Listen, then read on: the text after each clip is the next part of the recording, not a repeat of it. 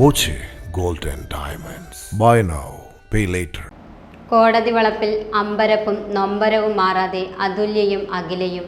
കോടതി വിധിയിൽ സംതൃപ്തിയുണ്ടെന്നും ചെന്താമരയെ പുറത്തുവിടാതിരിക്കാൻ സർക്കാർ നടപടി സ്വീകരിക്കണമെന്നും അതുല്യ പറഞ്ഞു.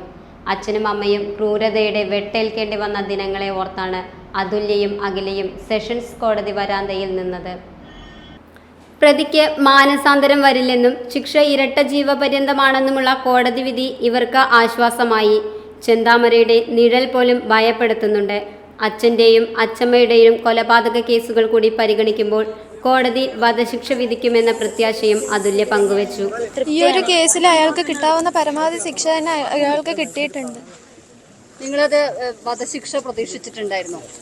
ഈ ഒരു കേസിൽ ഇയാൾക്ക് കിട്ടാവുന്നതിൽ കിട്ടിയിട്ടുണ്ട്. ഇനിയും വരുന്നുണ്ടല്ലോ കേസ്. അപ്പം അടുത്ത കേസിൽ വേണമെങ്കിൽ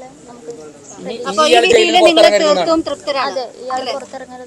നിങ്ങൾ ഇതിൽ തീർത്തും തൃപ്തരാണ്. അതെ, പരോളോ ജാമ്യം കിട്ടുമെന്നാണ് ആഗ്രഹം. അങ്ങനെ വന്നാൽ ഇപ്പോഴും ഒരു ഭയത്തിൽ തന്നെയാണല്ലേ? നിങ്ങൾക്ക് ഇപ്പോഴും ഒരു ഭീഷണിയും ഭയം ഉണ്ട് ഇയാളെ, അതുകൊണ്ട് ഇനി ഒരിക്കലും ഇയാളെ പുറത്തു വിടരുത്. സജിതയും പിന്നീട് ഭർത്താവ് സുധാകരനും സുധാകരന്റെ അമ്മ ലക്ഷ്മിയും കൊല്ലപ്പെട്ടതോടെ തീർത്തും ഒറ്റപ്പെട്ട അതുല്യയും അഖിലയും സജിതയുടെ സഹോദരി ഹരിതയോടൊപ്പമാണ് താമസം. അവശതയും പ്രയാസങ്ങളും ഏറെയുണ്ട്. കുട്ടികൾക്ക് സർക്കാർ ജോലി നൽകി സംരക്ഷിക്കണമെന്ന് ഹരിത ആവശ്യപ്പെട്ടു. എന്റെ മക്കൾക്ക് നാളേക്ക്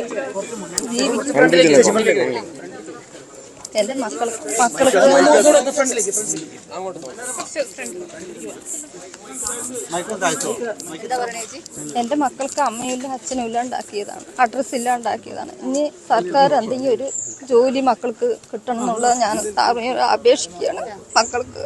പിന്നെ അച്ഛനമ്മയ്ക്കും വയസ്സായതാണ്. എനിക്ക് ആങ്ങളമാരില്ല, എനിക്ക് 2 പെൺകുട്ടികളാണ്. അതുകൊണ്ട് എൻ്റെ മക്കൾക്ക് ഒരു സർക്കാർ ജോലി, മക്കൾക്ക് ജോലി കൊടുക്കണമെന്ന് പറയും. ഇപ്പൊ നഷ്ടപരിഹാരം കൊടുക്കണമെന്നൊക്കെ കോടതി പറഞ്ഞിട്ടുണ്ട്, പറയുന്നുണ്ട്. Time kids pre school, Mannannur road, Vaniyamkulam. Dot view news. കാഴ്ചകളാണ് ലോകം, കണ്ടു തുടങ്ങുക.